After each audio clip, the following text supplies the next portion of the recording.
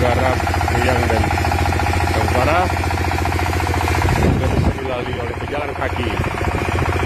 Harap bersabar pada masyarakat semua.